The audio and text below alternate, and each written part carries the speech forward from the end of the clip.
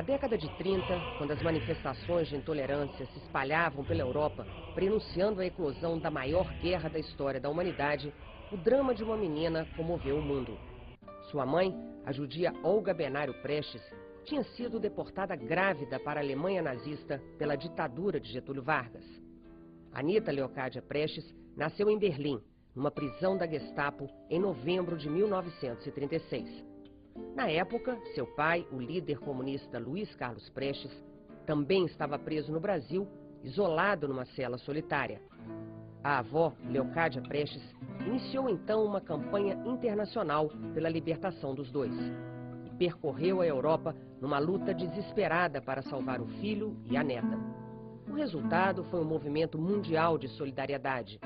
Pressionado, o regime nazista concordou em entregar Anita em janeiro de 1938. A menina nunca mais veria a mãe, morta 4 anos depois na câmara de gás de um campo de concentração. E só conheceria o pai com quase 9 anos de idade, quando ele finalmente saiu da prisão, em 1945, beneficiado por uma anistia. Após uma vida pontuada por separações familiares, perseguições políticas, exílio e clandestinidade, Anita Leocádia mora hoje com a última irmã viva de Prestes, Lígia, no Rio de Janeiro, onde leciona História na Universidade Federal. Formada ainda em Química e Economia, tem 5 livros publicados. Neste depoimento, ela analisa a trajetória política do pai, um personagem que marcou profundamente a história do país no século passado. E fala também da mãe, que só conheceu por 14 meses. Minha mãe, Olga Benário Prestes, foi presa junto com meu pai no dia 5 de março de 1936, aqui no Rio de Janeiro, pela polícia de Filinto Miller, isso ainda antes do Estado Novo, em 1936. E ela era uma comunista internacionalista, comunista alemã, e tinha sua cabeça a prêmio na Alemanha nazista. Estava em plena Alemanha nazista do tempo de Hitler. E foi extraditada por Getúlio Vargas, sem nenhuma culpa formada, não havia nenhuma acusação contra ela. E dessa forma ela foi, na calada da noite, extraditada para a Alemanha, onde, num navio cargueiro, com ordem de não parar em nenhum porto europeu. Foi direto do Rio de Janeiro a Hamburgo, porque se o navio já havia experiência com outros prisioneiros de navios que paravam na França ou na Espanha republicana daquele período, e que os dockers, os portuários desses portos, arrancavam do navio esses prisioneiros. E os portuários, tanto do Havre como de portos da Espanha, estavam dispostos a fazer isso em relação à minha mãe e a uma outra comunista alemã, a Elisa Evert, que foi deportada junto com ela. Então foi um navio direto para Hamburgo, onde elas desembarcaram, uma viagem pesadíssima, ela já estava no 7º mês de gravidez, onde elas desembarcaram com um esquema impressionante, policial. A minha avó, a Leocádia Felizardo Prestes, e a minha tia Lígia, que estavam em Paris nessa época, liderando uma campanha internacional pela libertação dos presos políticos no Brasil, ainda conseguiram que um advogado de renome na França fosse a Hamburgo para tentar tomar alguma providência, mas ele não conseguiu nem chegar perto, nem vê-la, porque o esquema de segurança organizado pela Gestapo nazista era de tal ordem que era impossível qualquer contato. Dali ela foi levada para uma prisão na Alemanha, onde eu nasci 2 meses depois, em novembro de 1936. Uma prisão em Berlim, onde eu nasci. E então foram essas circunstâncias que eu nasci, muito difíceis para minha mãe. Mas a campanha internacional, de que eu ia falando há pouco, liderada pela minha avó paterna, Leocádia Felizardo Prestes, uma mulher muito corajosa, que nunca tinha participado assim, diretamente da política, e deixou suas filhas em Moscou. Ela morava em Moscou nessa ocasião, deixou suas outras 3 filhas em Moscou, e acompanhada pela filha mais moça, Lígia Prestes, se deslocou para Paris e percorreu toda a Europa, diversos países europeus, né? Estava disposta a ir aos Estados Unidos, só não foi aos Estados Unidos porque o governo americano não deu visto, não permitiu de nenhuma forma, né, a presença dela nos Estados Unidos. Nos Estados Unidos, diga-se de passagem, havia uma intensa campanha prestes pela libertação aqui dos presos políticos, no Brasil. Então, essa campanha internacional que se estendeu à Austrália, a países asiáticos, mas cujo centro efetivamente era Paris, na Espanha, a Espanha republicana, ainda antes de Franco, né, houve grandes atos públicos, temos fotos, né, algumas, né, dessa grande campanha. Foi essa pressão internacional. Hoje em dia, se a gente consulta os arquivos existentes aqui em algumas instituições públicas, verifica-se a quantidade de cartas, telegramas que chegavam do mundo inteiro para Getúlio Vargas, né, exigindo a libertação dos presos políticos no Brasil, melhores condições, né, para Luiz Carlos Prestes e para outros presos políticos, né. E foi a força dessa campanha que conseguiu a minha libertação. Então, com 14 meses de idade, já em janeiro de 38, depois de a minha avó e a minha tia Lígia terem ido, inclusive acompanhadas por senhoras, né, que faziam parte dessa campanha, né, terem ido 3 vezes a Berlim, né, a Gestapo, né, a polícia alemã, né, não terem nenhuma dessas vezes conseguido falar com a minha mãe, nem vê-la sequer. Afinal, a Gestapo, incomodada por aquela campanha, que emocionou muito a opinião pública, porque afinal das contas tratava-se de um bebê, né, de uma criança, né, que tinha nascido nessas condições, né, e que corria o risco de ser entregue, né, a um asilo nazista. E no asilo era porque minha mãe tinha maior pavor, né? As crianças perdiam o nome, viravam um número. Quer dizer, uma criança muito pequena, assim, de meses, de 1 ano, né? Passados os anos, como é que vai localizar essa criança, né? Muito difícil. Então, a força dessa campanha foi muito importante, tanto que eu sempre digo, né, que eu me considero, assim, filha da solidariedade internacional. Foi a força dessa campanha que conseguiu que, afinal, a Gestapo, incomodada, né, por essa campanha, me entregasse a minha avó e a minha tia, ainda cometendo um ato de extrema maldade, né, que embora as duas pedissem de todas as formas que pelo menos a minha mãe pudesse vê-las, não precisava nem falar, mas ver, né, que eu estava sendo entregue, né, à família do meu pai. A Gestapo não permitiu isso de maneira nenhuma. E foram momentos de muito desespero para ela, porque ela não sabia qual era o meu destino, né? E só alguns dias depois, né, que ela, através de correspondência, conseguiu, né, ficar mais calma, saber que eu estava em boas mãos, né? Então a história foi essa. Dessa forma, quer dizer que eu fui resgatada, né, fui levada pela minha avó e a minha tia para Paris, né, e a campanha continuou. Continuou, eu até tomei parte depois, né, já maiorzinha, por exemplo, em Cuba, já depois que minha avó tinha morrido, essa campanha Prestes continuou, isso já no ano de 46, eu já tinha 6 anos, eu fui com a minha tia Lígia, grande campanha de solidariedade também pela libertação dos presos políticos aqui no Brasil. Quer dizer, então, sem dúvida que esse movimento foi importante, não só para salvar a minha vida, embora não tenha conseguido salvar a vida da minha mãe, né? Melhorou as condições de carceragem do meu pai, foi a força da campanha que levou a polícia aqui do famoso, famigerado Filinto Miller, né, a permitir que Luiz Carlos Prestes se correspondesse com a família, que ele durante todo um ano não tinha nenhuma notícia, estava inteiramente assim emparedado, isolado aqui na Polícia Especial no Rio de Janeiro, então Polícia Especial. E foi essa pressão internacional, né, que afinal levou, né, a que permitissem que ele começasse a se corresponder com a mãe, com as irmãs, enfim, com a minha mãe mesmo, presa lá em Berlim, depois ela foi para os campos de concentração, né, depois que eu fui retirada de lá, ela foi transferida para vários campos de concentração. Uma correspondência muito irregular, mas de qualquer maneira também já era uma vitória, tinha melhorado um pouco a situação.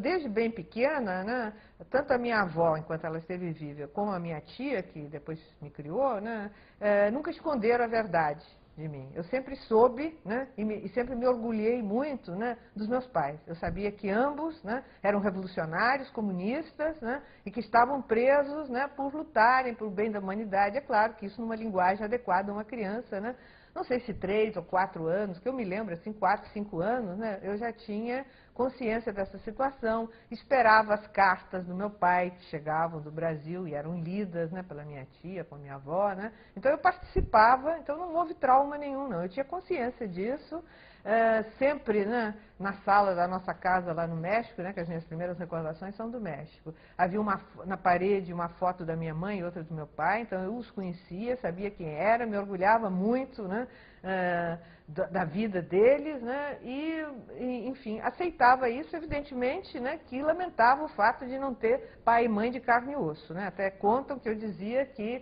diferentemente das outras crianças, meus pais eram de papel, né.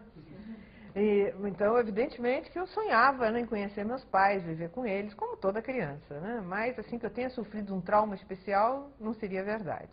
Tem uma carta muito interessante, as cartas em geral são muito interessantes, mas tem uma carta dele para minha avó, lá no México, preocupado com a minha educação, né, criança pequena. E muito preocupado de que eu não pensasse que os meus pais, ele e a Olga, pudessem, de alguma forma, se sentir felizes. E ele dizia, né, que era importante que a minha avó e a minha tia incutissem em mim a seguinte ideia, né, de que para ele e para Olga a felicidade consistia, né, na consciência do dever cumprido. E que, então, eles eram pessoas extremamente felizes, não, e que de maneira nenhuma eu deveria ser infeliz ou pensar que eles fossem infelizes.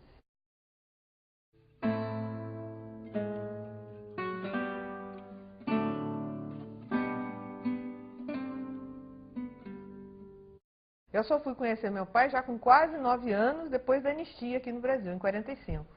Porque eu primeiro fui para a França, né, depois nós fomos, a minha avó, a minha tia e comigo, né, foram para o México, por pressão dos amigos, dada a proximidade da guerra, né, a guerra se aproximava.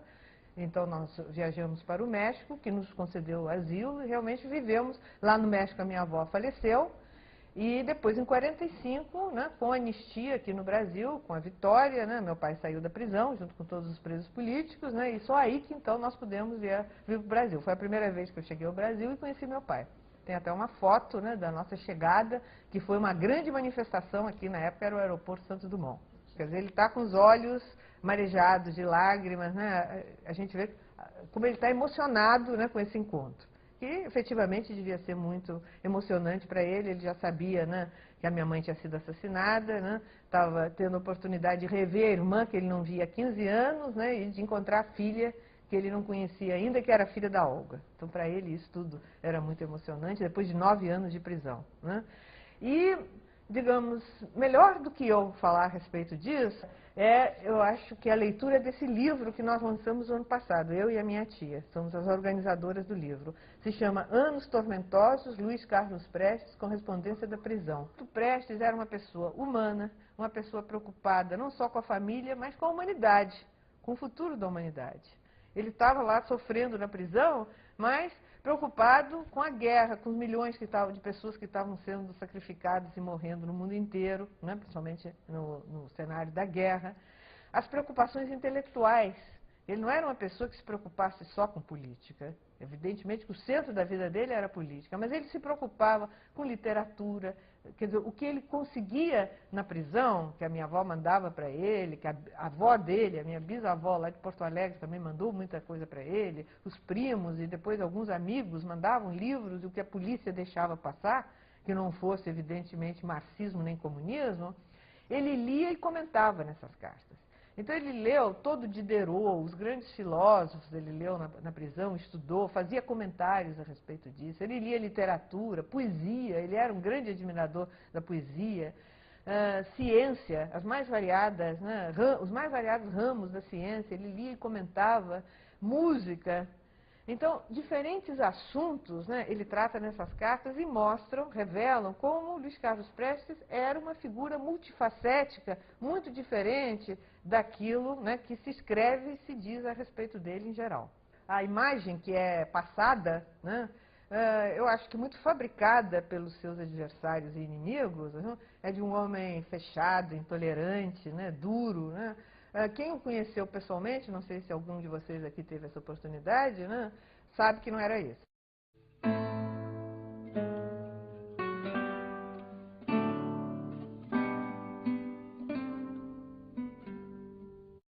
chegamos aqui, eu conheci meu pai, fomos todos morar juntos, inclusive ele foi eleito senador na época, né, o senador mais votado da República na época, e morávamos aqui no Rio de Janeiro. Eu fui estudar numa escola pública, meu pai fazia muita questão disso, né, que eu fosse uma escola pública. Na época, aliás, as escolas públicas eram muito boas, né? Embora a direita dissesse, né, que como era filho de senador, andava de Cadillac, né, com motorista, na realidade eu estudava numa escola pública, junto com crianças pobres, na escola que ficava pertinho da nossa casa. Eu ia a pé, acompanhada ou pela minha tia ou por uma companheira que morava por nós. Não tinha nada demais, quer dizer, levava uma vida de criança normal, comum, né? Sim, então, nesse período, né, quer dizer, foi até um período feliz, mas muito curto, porque logo, logo começou a Guerra Fria, né, o período da Guerra Fria, a perseguição muito intensa aos comunistas aqui no Brasil, o fechamento do Partido Comunista em 1947, né, maio de 47, a cassação dos mandatos dos parlamentares comunistas em janeiro de 48, e meu pai teve que ir para a clandestinidade, sair de casa e ir para a clandestinidade. E a perseguição era muito grande. Eu, na época, não sabia, porque até a família, as minhas tias, evidentemente, não me diziam que era uma criança, né? Cartas anônimas me ameaçando, eu não podia andar sozinha, né? Tanto a família como o partido, né? Não deixavam que eu andasse sozinha, porque achavam perigoso, eu podia ser raptada, podia acontecer alguma coisa comigo, né? Então, a situação começou a se tornar muito dura, muito difícil, né? E o meu pai e a direção do partido achou que era melhor eu sair do país.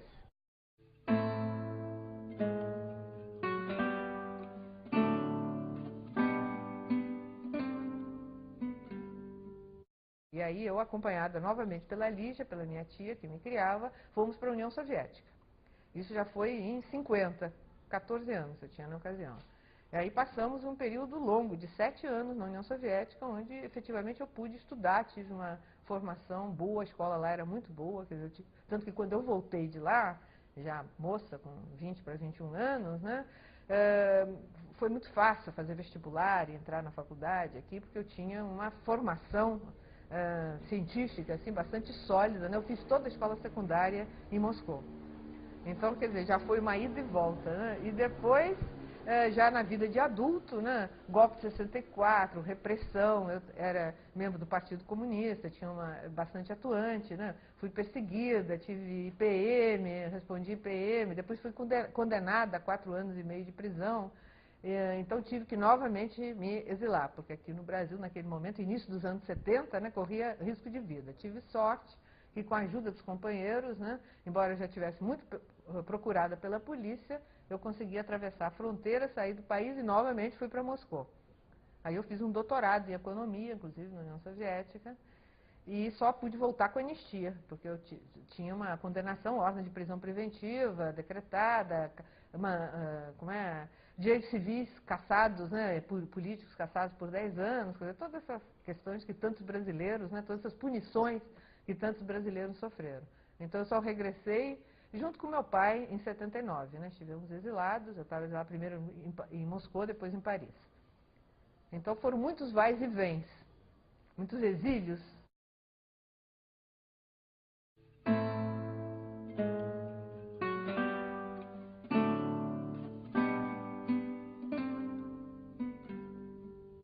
Essa geração de militares da qual meu pai fez parte, né, da juventude tenentista, né, aqueles jovens, né, que saíram da escola militar no final da década de 10, 18, 19, 20, 21, Prestes, Siqueira Campos, Juarez Távora, Cordeiro de Faria, né, já não se formou sob a influência do positivismo. A influência do positivismo tinha sido anterior. Tinha sido na Escola Militar da Praia Vermelha, né, que foi fechada ainda em 1904, quando houve a revolta da vacina obrigatória. Depois, quando a Escola Militar foi reaberta aqui no Rio de Janeiro, já foi no Realengo e já com uma orientação muito mais profissionalizante. Ele, sob a influência de um professor da Escola Militar, né, ele resolveu, né, entrar para a Igreja Católica e se batizou, até na Igreja de São José, né, que acabou sendo, né, como é o padroeiro dele, né? Padrinho, né? Padrinho, chama. Eu entendo muito pouco de Igreja Católica. Mas na época, ele, enfim, até a minha avó resolveu não se intrometer, né? Ele estava interessado nisso, deixou, ele tinha 18 anos só, né? Mas também durou pouco. Ele teve, parece, uma grande decepção, que nunca ninguém soube qual era, né, com a igreja. No início ele frequentava, ia à missa e tal, e depois ele teve alguma grande decepção, parece, com o que ele viu, né, dentro da igreja, e se afastou. E ele contava depois que durante a coluna Prestes, né, ele ainda acreditava em Deus, né, mas era distante de padre. Isso aí ele herdou da minha avó, essa antipatia muito grande por padre, bispo, etc, etc. Né? Então, nem positivismo, nem catolicismo. A ideologia dessa juventude tenentista, né, dos chamados tenentes da década de 20, né, era claramente uma ideologia liberal. Uma ideologia que não ia além da ideologia das oligarquias dissidentes. Quer dizer, a grande palavra de ordem, né, desse movimento tenentista, qual era? Voto secreto. Essa era a grande bandeira, né, que aglutinava as forças de oposição, à frente das quais se encontravam os tenentes, né, durante toda essa década de 20, né, até a Revolução de 30. Voto secreto que visava justamente, né, desestruturar, né, o funcionamento do pacto oligárquico em vigor na Primeira República. Pacto oligárquico, como vocês sabem, a oposição não tinha condição de ganhar a eleição, justamente porque o voto era a descoberto, manipulado, chamado voto bico de pena. Então, o voto secreto era a grande bandeira. E não por acaso, né, aqueles governos da República Velha jamais admitiram introduzir o voto secreto. Isso vai ser introduzido só já na chamada Era Vargas, no pós-30. Era um movimento bastante elitista, né, bastante substitutivo do povo. Quer dizer, qual era a visão dessa juventude militar? O golpe militar. Né? Eles davam o golpe, derrubavam, no caso era o Arthur Bernardes, né, e colocavam no seu lugar quem? Não um militar, era um político, pretendia assim, que fosse um político civil, que fosse honesto, que fosse probo, eles gostavam muito desse palavreado, né, e que cumprisse a Constituição Republicana de 1891. Era esse, né, o ideário, o objetivo deles. Nada mais além disso.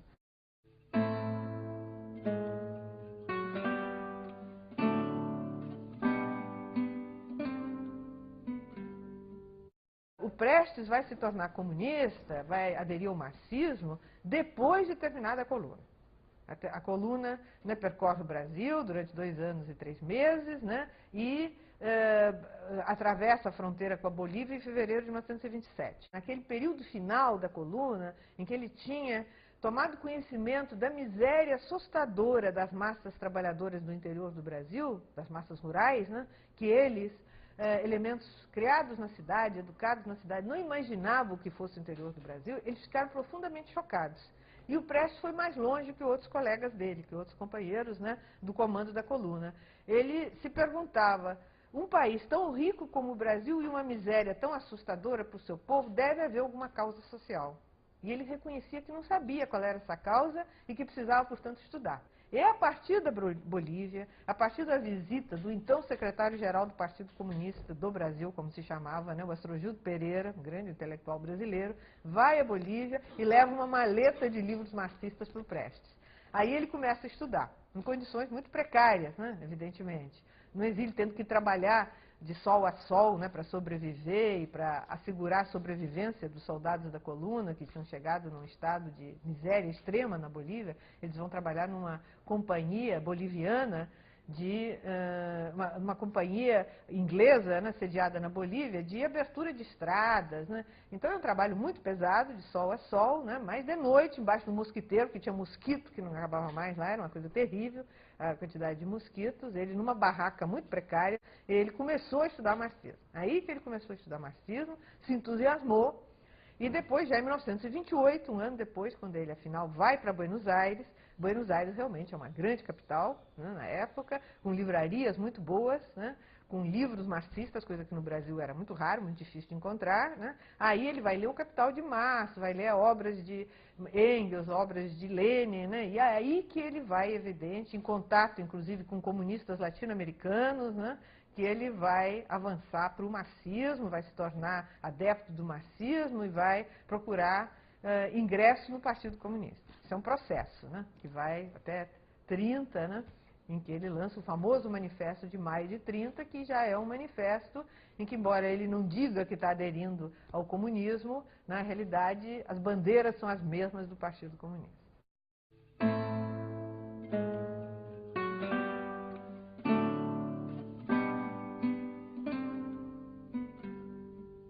ele tinha sido escolhido pelos tenentes o chefe militar da Revolução Tenentista, que se pretendia realizar no Brasil, que era nada menos, nada mais que mais um golpe.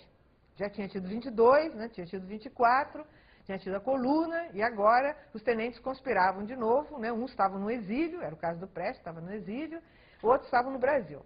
E iam e vinham, né, esses que estavam no Brasil, o grande centro era Buenos Aires, onde todos se encontravam. As oligarquias dissidentes veem no Prestes, né, uma liderança importante de ser trazida para o seu lado. Por esse motivo, né, a pressão é muito grande. Os políticos mais variados vão a Buenos Aires visitar o Prestes. Ele não trabalha para sobreviver, porque a sua situação econômica é muito difícil, né? Mas o tempo todo é assediado por políticos e jornalistas que vão aqui do Brasil para, né, tentar conquistá-lo. E, sob essa pressão muito grande, ele acaba concordando em atravessar clandestinamente a fronteira ali com o Rio Grande do Sul e teve 2 entrevistas com Vargas, que era, né, a grande liderança da Aliança Liberal. E nessas entrevistas, que ele relata detalhadamente em vários depoimentos, e eu transcrevo nesse meu livro sobre a coluna Prestes, né, ele não tinha já muita ilusão com Vargas, não. O que ele estava pretendendo, principalmente, não imaginava que Vargas fosse efetivamente liderar um processo revolucionário. Porque nesse processo, o Prestes já tinha se convencido que aquele programa liberal dos tenentes não ia resolver os graves problemas do Brasil, da miséria que ele tinha visto. E ele achava que o caminho era o caminho apontado pelos comunistas, o caminho, né, apontado pelo marxismo, o caminho, na época, né, no programa dos comunistas, da revolução agrária e anti-imperialista. Então ele chegou lá e fez um discurso bastante sectário, né, porque ele era um cristão novo no comunismo, né, segundo ele mesmo contava, para o Getúlio, e disse para o Getúlio, né, me disseram que o senhor quer liderar uma revolução, então se o senhor quiser liderar uma revolução, eu estou disposto, né, a participar dessa revolução, só preciso de armas, né, preciso de dinheiro para comprar as armas. E o Getúlio, que era uma pessoa muito hábil, um político muito hábil, prometeu tudo, concordou com tudo, né, e ainda elogiou o Prestes, disse que ele tinha, né, a qualidade da eloquência, né, e, enfim, ele saiu dali e os tenentes acreditando, né, que realmente iam poder participar junto com Getúlio. O que aconteceu, também procurando resumir, né, é que a maior parte desses tenentes ficaram inteiramente a reboque de Vargas, tanto na Aliança Liberal como depois no Movimento de 30. E o Prestes não concordou com isso. Então ele marcha para uma ruptura. Mas, ao marchar para a ruptura, ele faz um esforço hercúleo no sentido de conquistar o maior número possível daqueles antigos colegas, antigos tenentes, para as posições dele. Até porque ele tinha uma grande amizade por Siqueira Campos, por Cordeiro de Farias, pelo próprio Miguel Costa, né? Então ele queria convencer esses camaradas dele da justeza das suas novas posições, da necessidade da revolução agrária e anti-imperialista, que não era a revolução comunista ainda não, era a revolução agrária e anti-imperialista. Mas ele não consegue convencê-los, até porque eles estão todos já, com exceção de 1 ou 2 de menor importância, como era o caso do Cilo Meirelles e do Miranda, né, do Emílio Miranda, os outros todos aderem ao Getúlio. João Alberto, Lins de Barros, todos eles aderem a Getúlio, aderem à Aliança Liberal, participam da Aliança Liberal e depois vão participar do Movimento de 30. E o Prestes, que tinha sido escolhido, né, comandante militar, né, da Revolução de 30, fica sozinho lá em Buenos Aires. O Prestes foi o único político na história do Brasil que, tendo tudo, né, para estar inserido e solidário com a classe dominante, viu, pulou a barricada, se colocou do outro lado da barricada. E isso, as consequências disso são muito grandes. Não por acaso, as classes dominantes no Brasil até hoje não perdoam a Prestes essa atitude. Até hoje, a figura dele é deturpada, é caluniada. Toda, né, a propaganda, toda a construção ideológica da história oficial das classes dominantes é no sentido de denegrir a figura de Luiz Carlos Prestes. E não por acaso, exatamente pela atitude que ele tomou, pelo fato dele ter se descompromissado com os poderosos, com os donos do poder e ter se colocado ao lado dos trabalhadores, ao lado dos oprimidos e explorados.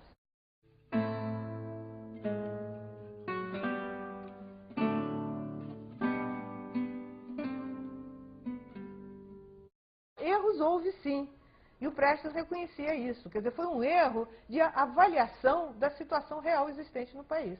Sem dúvida, os comunistas, tanto os brasileiros como os estrangeiros que colaboravam e ajudavam, porque o movimento revolucionário era visto, né, como internacional, não tinham conhecimento suficiente do Brasil. Aliás, ninguém tinha. O conhecimento do Brasil era bastante precário. Então, superestimou-se as possibilidades de organização, de mobilização da classe operária e de outros setores da população, né, e levou-se à precipitação, né, das revoltas que começaram lá no Nordeste, né, em Natal. Né. Aqui, os revolucionários no Rio de Janeiro ficaram numa situação muito difícil, porque é o que o Prestes dizia. Né. Não fazer nada era deixar, né, os companheiros do Nordeste, de Natal e de Recife, isolados, sozinhos, abandonados. Né. Se fizesse, era o caminho certo para a derrota, porque o governo já estava até avisado, né, porque já tinha começado lá. Então, era uma situação muito difícil, né, e eles assumiram uma postura, digamos assim, heróica, né, de enfrentar, fazer com que era possível, fazer o que era possível, e foram realmente uma derrota que trouxe consequências sérias, né, para toda a esquerda no Brasil, para os comunistas em particular. Agora, sobre 35, existe uma série de deturpações, né, maldosas, inclusive esse próprio nome de intentona. Né? É um nome que, na época, não existiu, foi criado um ano depois, nas comemorações, se pode se dizer assim, né, de um ano pelo governo Vargas, né, já, portanto, em 36, né, em que ele cria esse nome de intentona justamente para denigrir o movimento. A direita utilizou bem a chamada intentona para quê? Para combater não só os comunistas, como todas as forças de esquerda democráticas no Brasil. Durante anos, eu me criei aqui, depois que eu vim para o Brasil, com 9 anos, né, todo 27 de novembro, que por sinal coincide com o meu aniversário, né, era dia de grande repressão, de grandes homenagens aqui na Praia Vermelha. Né, quer dizer, então, a direita, depois dos governos da ditadura também, né, sempre aproveitaram bem, né, esse acontecimento, deturpando bastante, né, de acordo com os interesses deles, para combater o Prestes, o comunismo, né, e todas as esquerdas. Isso é uma coisa. Agora, dizer que os acontecimentos de 35 são responsáveis, né, por tudo que aconteceu depois, aí eu discordo. Não me parece que seja correto. Eu acho que é uma história oficial que foi criada atribuindo, né, a chamada intentona, já o próprio nome ajuda, né, para esses objetivos, né, que procurou, né, criar, né, uma visão, né, de que até porque os comunistas não eram tão perigosos assim. A realidade é essa também. Quer dizer, exagerava-se o papel dos comunistas para poder melhor combater, nem tanto os comunistas, combater qualquer movimento popular, qualquer, né, força de oposição, né, porque os comunistas mesmo eram bastante débeis e não representavam, né, um perigo de tomada do poder. Se em 35 não representava esse perigo, depois muito menos.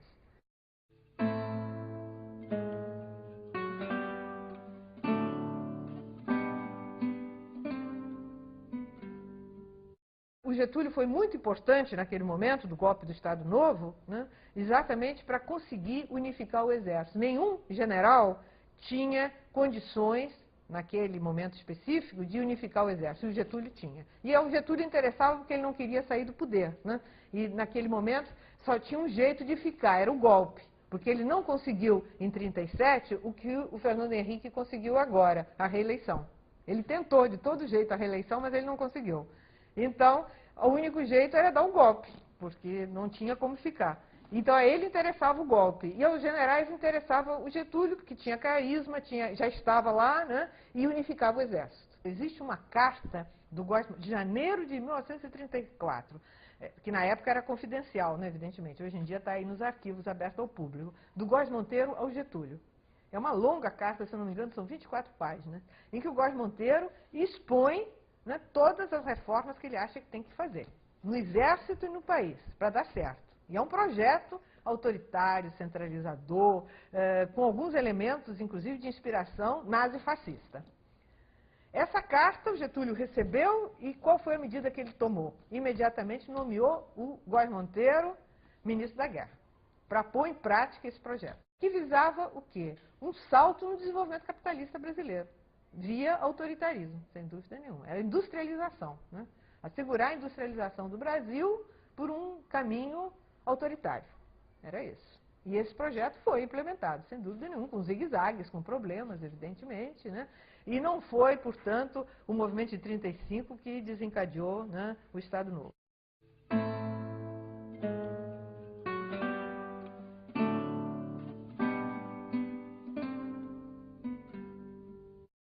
lugar, não foi aliança. Porque a aliança, uma aliança de Prestes com Vargas, teria sido não um acordo. Eles nem se encontraram, nem mesmo através de intermediários, não houve acordo nenhum. O que houve foi quando meu pai ainda estava preso, diante, né, da posição assumida por Getúlio. Getúlio, como eu já falei aqui, e é reconhecido, né, por todos, era um político extremamente hábil, Getúlio Vargas.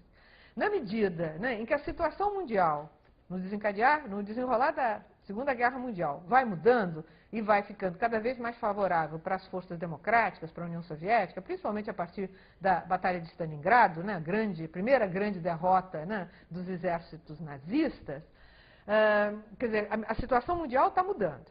Aqui no Brasil, o movimento antifascista cresce. Então, todas as pressões levam Getúlio a ir mudando de posição. Ele vai cada vez se afastando mais, né, das potências do eixo, se aproximando dos americanos, né, acaba rompendo relações com o eixo, isso já em agosto de 42, não, em janeiro de 42, depois decretando, né, entrando na guerra ao lado dos países, né, democráticos e enviando, né, as tropas brasileiras para combater a FEB, né, para combater na Europa. Então, diante dessa mudança de posição de Vargas, né, é que o Prestes e os comunistas, que estão fora da cadeia e os que estão presos também, assumem uma posição de apoio a essa política de Getúlio Vargas.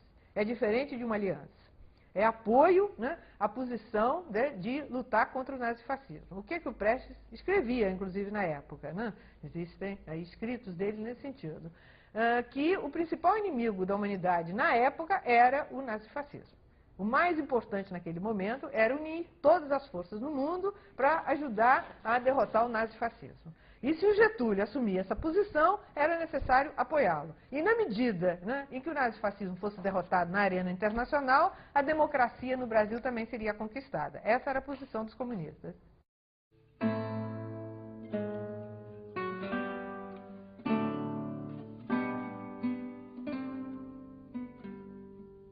É convocada nas eleições para a Assembleia Constituinte, se realiza uma grande campanha eleitoral, né, e os comunistas, que não participavam de campanha eleitoral, né, há muitos anos, e nunca tinham tido aquela oportunidade, conseguem, né, em poucos dias, né, eleger o senador e uma bancada de 14 deputados, né, para a Assembleia Constituinte, né, foi o senador mais votado da República naquela época, né, e lançar um candidato à presidência da República, que foi o Iedo Fiuza, né, um aliado, que vai obter 10% do eleitorado, que foi muito significativo naquele momento, em campanha de 15 dias, com um candidato que era um candidato fraco, né, mas foi o candidato possível que o partido conseguiu naquele momento.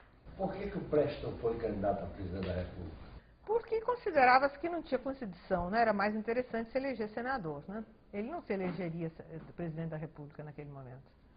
Não, o Partido Comunista não tinha força para isso, né? Então, os comunistas, num ambiente extremamente hostil, porque a maioria esmagadora dessa Assembleia Constituinte era extremamente reacionária, extremamente contrária a qualquer proposta feita pelos comunistas, mas eles eram atuantes. Mesmo assim, né, tendo sido derrotados, acho que na maior parte de propostas que fizeram, né, os comunistas contribuíram para que fosse, né, consagrado na Constituição alguns direitos democráticos, inclusive o direito de greve, só que não foi regulamentado, eles não conseguiram que ele fosse, naquela ocasião, regulamentado.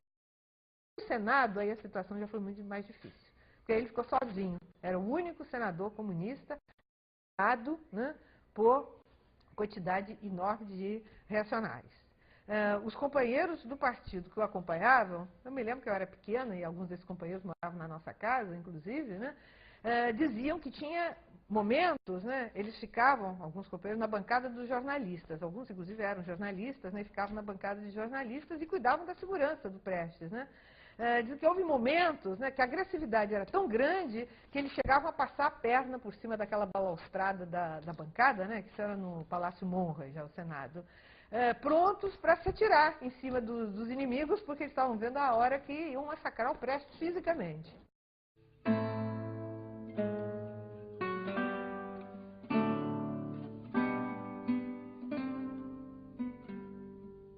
Houve uma sabatina, se eu não me engano, na BI, foi na BI, em que o Prestes estava fazendo uma conferência, sendo sabatinado. Naquela época usava-se muito esse termo, sabatina. Hoje em dia até não se usa, né? Palestra, conferência, mas naquela época era uma sabatina na BI.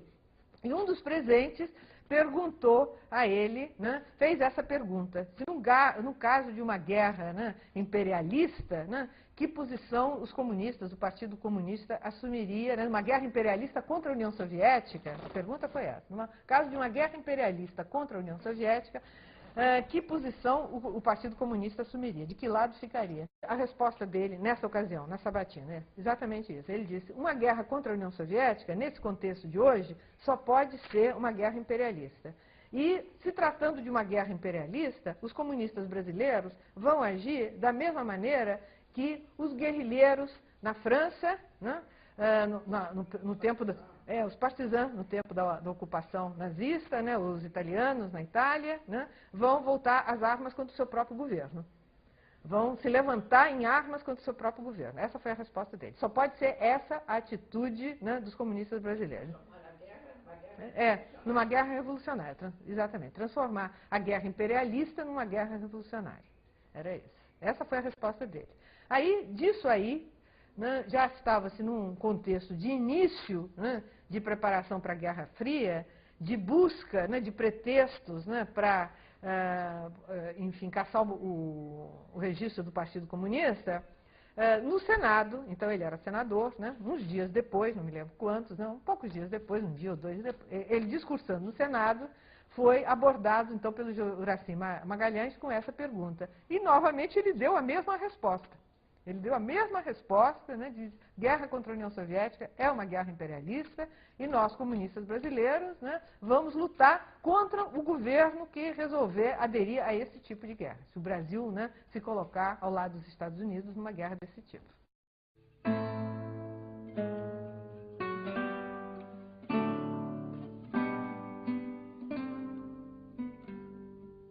A gente vê hoje em dia muitos antigos dirigentes do partido, comunistas, né, que se livram inteiramente da responsabilidade. A responsabilidade é só do Prestes. Eles não eram anjinhos, né, que não tiveram nenhuma responsabilidade nos acontecimentos.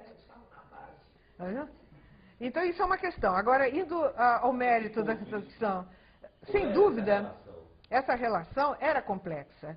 Não era assim, Moscou apertou o botão, aqui as coisas se realizaram. Mas a articulação existia. E, sem dúvida, o prestígio do Partido Comunista da União Soviética era muito grande. Ainda mais no fim da guerra, né? Depois a União Soviética tinha, né, tido um papel decisivo, né, na guerra. Então, qual é a tendência numa situação dessa, quando se conhece pouco a realidade? Copiar modelo estrangeiro. Qual era o grande modelo respeitado, admirado por todos? O modelo da União Soviética, sem dúvida nenhuma. Então, o prestígio do Partido da União Soviética era muito grande. Então, a tendência, né, a seguir a orientação da União Soviética, a seguir o que eles diziam lá, era muito grande, sem dúvida. Isso não quer dizer que não houvesse decisões internas e que as coisas fossem decididas aqui. Quer dizer, não era assim, Moscou mandou, os comunistas brasileiros fizeram. Não era isso. Realizavam-se reuniões, discutia-se, né, e tomava-se decisões. Agora, realmente, a influência era muito grande.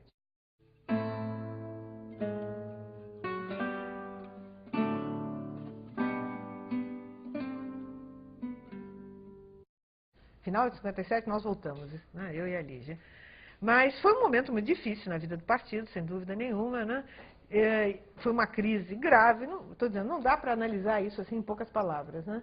E o resultado dessa crise foi a famosa Declaração de Março de 58, quando se conseguiu um certo acordo, né, na direção do partido e se partiu, né, se antes se tinha uma tática bastante esquerdista, se caiu numa tática bastante direitista. Mas, nesse momento, na realidade, o partido ainda se uniu em torno da figura de Prestes, foi isso. E em torno da Declaração de Março de 58, e, como eu já disse, acabou sendo uma guinada do esquerdismo para o direitismo, digamos assim, simplificando um pouco, né? Então, essa orientação política de 58, né, conseguiu unificar o partido. E alguns elementos, né, que ficaram contra, ficaram bastante isolados. Ou saíram, né, ou ficaram isolados, que foi o caso do João Amazonas, do Arruda, que estavam muito comprometidos com os erros anteriores. Estavam extremamente comprometidos. Então, exatamente por isso, ficaram numa situação muito difícil. E não quiseram fazer autocrítica, não quiseram rever aquelas posições, coisa que o Prestes fez. O Prestes reviu as suas posições. Eles não estavam afim, então acabaram, primeiro, não ficando no Comitê Central, sendo excluídos do Comitê Central, né? Depois, sendo eles mesmos, né, romperam encontraram um pretexto para romper, né? Porque, na realidade, eles já estavam muito sob a influência, né, das ideias do Partido Comunista da China.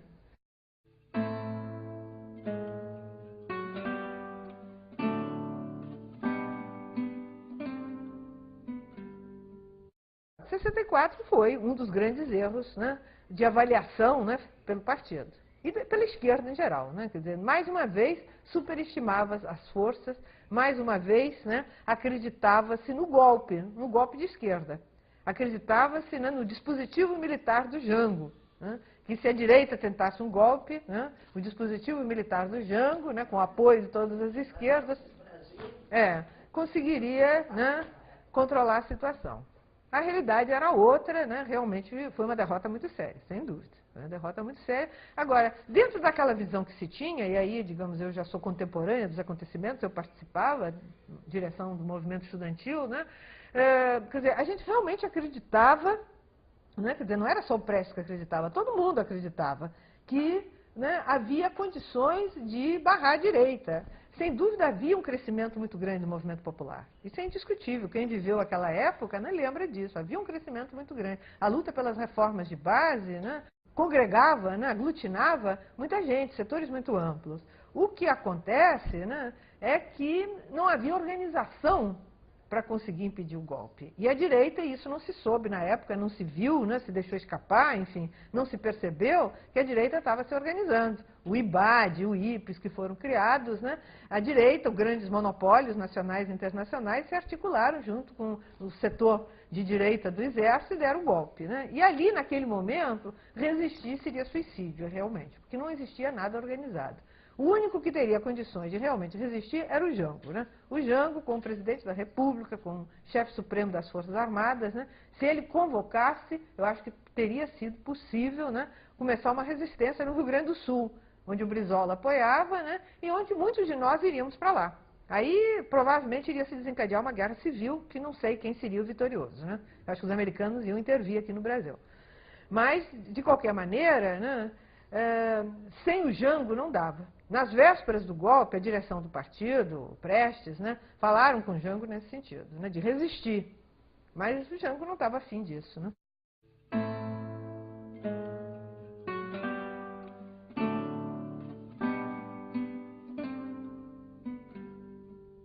Os setores populares não estavam sensibilizados, né, para lutar contra a ditadura nesse nível, né? Pouco a pouco, muita gente, inclusive a classe média que apoiou o golpe, né, começou, né, a se desiludir e aí começou a procurar mais o que? O caminho eleitoral, né? Que foi a política do Partido Comunista nesse sentido, acho que correta.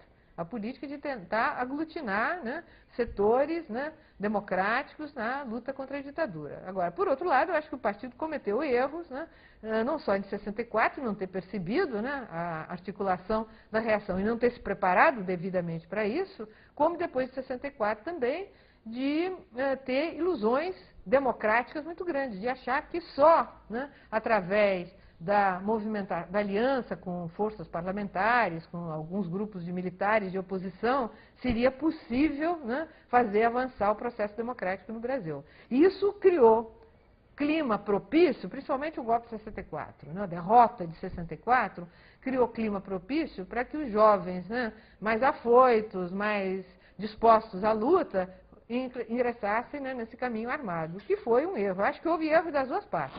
Houve erro nosso, né, do pessoal do PCB, mas houve erro também, né, do pessoal que foi para a chamada ultra-esquerda.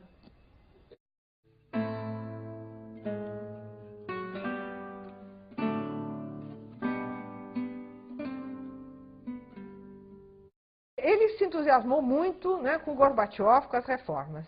Ele tinha morado na União Soviética há vários anos, né, e tinha muitas críticas, né, ao que lá acontecia, achava que mudanças importantes tinham que ser feitas, né.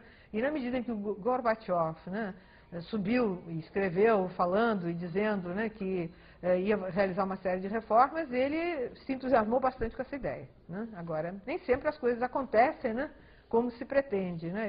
É difícil, inclusive, hoje ainda ter um conhecimento mais profundo, né, desses acontecimentos na União Soviética, né? Muitos erros foram cometidos, né? É difícil saber se teria sido possível não cometer esses erros. A história não se faz na base do si, né? E o inimigo aproveitou bem esses erros, né, sem dúvida, e contribuiu para esse desfecho lamentável, sem dúvida nenhuma, a derrota do socialismo, né, no leste europeu. Mas isso não invalida as teses principais expostas por Marx e Engels na sua obra.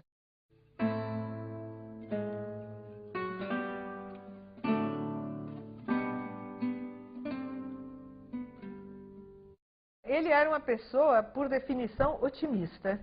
Então, apesar de todos os problemas, apesar dele, evidentemente, sofrer bastante com aquela decadência do Partido Comunista, né, que acabou em PPS, ele acreditava, né, que o povo brasileiro, os setores os trabalhadores, o movimento operário, os trabalhadores rurais, né, movidos pela própria situação, pela própria miséria, né, pelas próprias condições de vida, encontrariam o caminho da organização, da luta, se aproximariam do marxismo, novas lideranças seriam geradas, né, e que o socialismo seria vitorioso no Brasil. E esses últimos 10 anos da vida dele, né, ele era uma pessoa com muita garra, muito entusiasmo, sabe, e que tinha sofrido golpes muito fortes durante a vida, né, e como ele mesmo dizia, tinha casca grossa já, né, então ele saía sempre otimista, em frente, procurando novos caminhos, tinha uma capacidade, uma das acusações das críticas que é muito feita ao Prestes, né,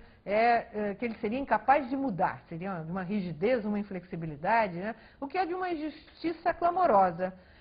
Não só ele era uma pessoa que facilmente, inclusive eu muitas vezes pude ver isso, mudava de posição se convencido, quer dizer, ele não tinha nenhum problema de, uma vez convencido de que a posição anterior era errada, ele abandonar aquela posição e partir para uma nova. Como 2 momentos cruciais na vida dele, ele mudou radicalmente. Um foi em 30, que eu já falei aqui. E o outro foi em 80, quando ele rompeu com o Partido Comunista, já com mais de 80 anos de vida, secretário-geral há muitos anos, né, e rompeu em uma situação muito difícil, em que ele ficou efetivamente sem recursos até para sobreviver. Quer dizer, a sobrevivência dele foi assegurada como? Oscar Niemeyer deu um apartamento, os amigos compraram um carro, né, e uma das irmãs dele, com a colaboração de vários amigos, fazia uma coleta mensal para ele poder sobreviver e se sustentar. Mas nada disso, né, impediu que ele rompesse na hora que ele se convenceu que aquele Partido Comunista tinha, como ele costumava dizer, traído os interesses da classe operária. Não era mais um partido revolucionário.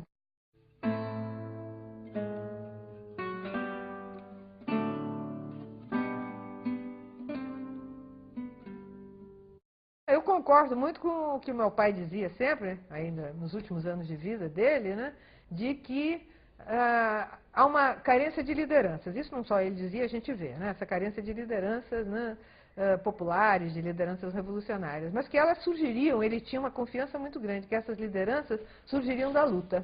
Quer dizer, o povo não vai se deixar matar de fome, né? Diante da opressão, novas lutas surgirão. Como estão surgindo, né? Temos aí movimentos sem terra, temos diversas lutas acontecendo, né?